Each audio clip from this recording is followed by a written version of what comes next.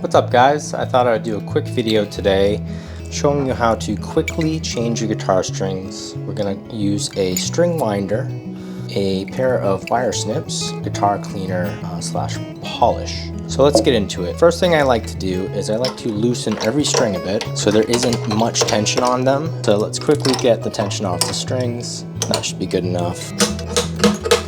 Now we're going to use this to pop out the pegs. There's a little U-shaped notch on this thing here, and that's going to slide right under the pegs to get these out. Go like that. We can do them all at once.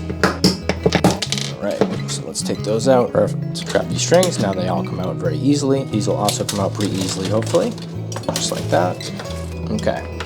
Some people may be wondering when's a good time to even change your strings. Typically, I would say if they're sounding dull or muted and you're seeing a lot of discoloration on them, that's a good time. I figure we'll just clean this thing up a little bit using a little bit of this GHS guitar cleaner polish. Okay, I'm not going to go too crazy with this thing. Let's grab the strings. We're going to be using medium light phosphor bronze by Ernie. Great strings, portable. Get them open. Okay, now we're going to start with the lowest string first, the low E string. Carefully unwind these because they can fling out and hit you in the eye if you're not careful. You put in the string ball end first, get it just below the edge, and then you slide the peg in firmly. On this end, I like to go through the hole of the peg first. I like to wind around the post and then come back up around the string. And that way, as the string gets tighter, it's actually going to squeeze and clamp onto it and sort of act like a lock and keep it from slipping.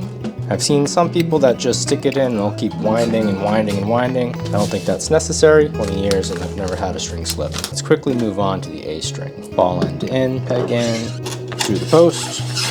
Again, go around. Now the trick is, as you get to the smaller strings, you will want to leave a little bit extra slack so it can wind a few extra times. And this is another good time to use the string winder to take that slack out, because you want to keep tension on the string as it's winding. Don't worry about tuning yet. They're going to slip out of tune and stretch a bit anyway. Let's just get them roughly tightened up and then we'll worry about tuning them after. Okay, here we go. Next one in. Here's the D string. Through the post, wrap it around, hold it down, let's wind it up. Slack out of it. Onto the G string, everyone's favorite string. Put this in the hole and sink the peg in just behind it. Get in there. Okay, into the peg, come back and around. You want to be winding so that the strings are on the inside of the peg. Perhaps using one of those motorized string winders would come in handy. Okay, next we're on to the B string. Let's get this baby in there. Slide that in, put the peg in just behind it, push down, just go in through the peg. If I can, come back around. I'm gonna go under, just like all the others. There we go. And then we're gonna keep tension on the string and give it a wind. Okay, last string, the high E string. Let's get it in there. Carefully wind it, slide it in through here. Geez, our guitar is going all over the place. Get it in through the hole of the peg, post rather. We're gonna go behind and around the back, pinch it and hold some tension on it and give it a few cranks. Next we can work on tuning. Okay. We are going to clip the ends off. All right, let's get rid of these ends. Here we go. All right, now we are done with those. So let's get ourselves a reference note here. What are the odds of that? The A was pretty much in tune. Let's bring this G up.